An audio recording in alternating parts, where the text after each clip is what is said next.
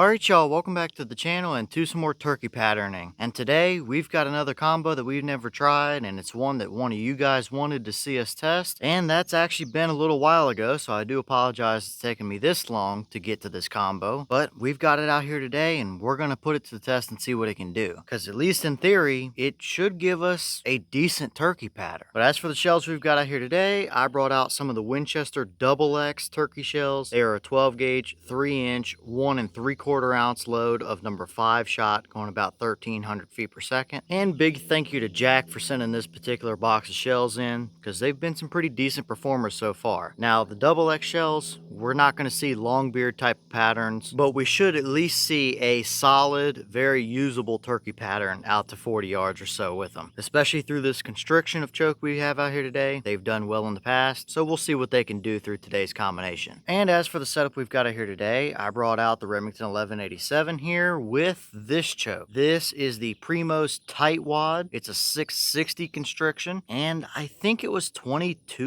$23, something like that for this choke. And for being that cheap, it has given us some really good looking patterns in the past. So with the Double X5s, we've seen good performance with them through 660 before. We've seen good performance through the Tight Wad before, so we should, at least in theory, have a somewhat decent turkey pattern out of this combination. But as for the test today, everything's going to be the same as usual. The turkey paper is set up at 40 yards. I've got the chronograph so we can get our velocity as well. So let's get you guys to view this target and take this shot and just see what kind of results we can get from the Double X5s through that Tight Wad 660 today.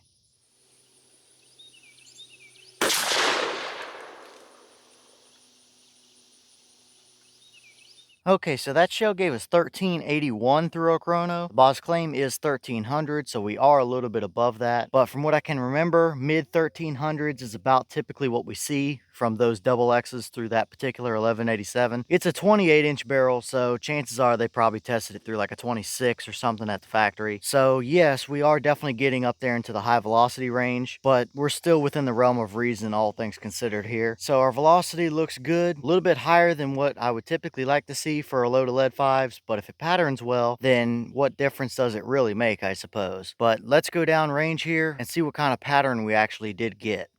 All right, now we're down here at our 40-yard paper, and this is what we actually got. And for the first time in what, like a month and a half, the Birchwood Casey actually did what it was supposed to do as far as flaking off. So these new BC targets are just kind of all over the map as far as quality control goes. But this one seemed to work out for us. But as for the pattern here, I don't know. It's nothing that I would call, super outstanding or impressive, but that's plenty good enough of a pattern out at 40 yards to take you a turkey with. I think we were just a touch low and a touch off to the left here, but we still had multiple of them down the spine of that bird, so we would have absolutely gotten him. And if we centered that up a little bit more, it definitely would look a little bit better. Now, as for the pattern here, it is a little bit more open, a little more broad, but it is also a little bit blotchy. We definitely have several areas where there are some voids and gaps all through there. We do have a little bit of a tightening in the core, but it's still definitely nothing super outstanding. We definitely have some flyers and stuff around the edges. As you can see up there, there's a number of pellets strung all around the top edge and the right edge of that paper there. So it's definitely not a perfect pattern, but for a, I believe, roughly $15, $16 box of Double X shells, I think that's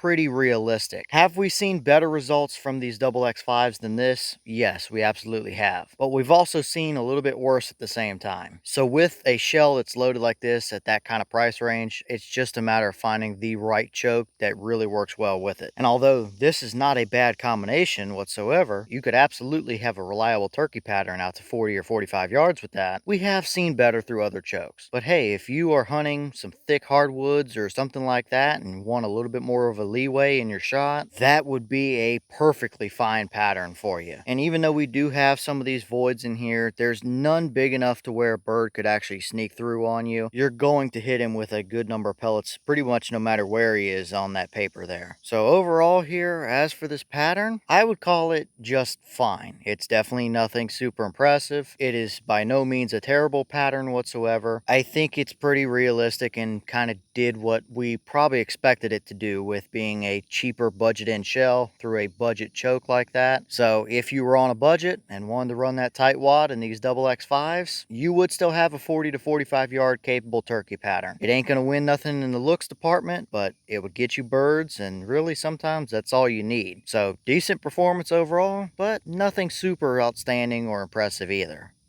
Okay, and here's the wad out of that shell, and as you can see, it is just your very typical Winchester Longbeard XR style wad. They use the same wad in everything from the Super X to the Double X and to the Longbeard shells as well. We have nothing stuck down in there. There's no rips or tears, but this one petal did peel open a lot farther than the rest. If you look on the very top corner up here, it does look like it might have caught just a tiniest little bit on a porting hole in that choke, which could have peeled it open and could be the reason why we saw a couple little stragglers and flyers up around the top edge of that paper. But overall here, it's nothing too unexpected to see. It looks pretty normal for what we typically see out of them. So definitely nothing too special to look at as far as this wad goes.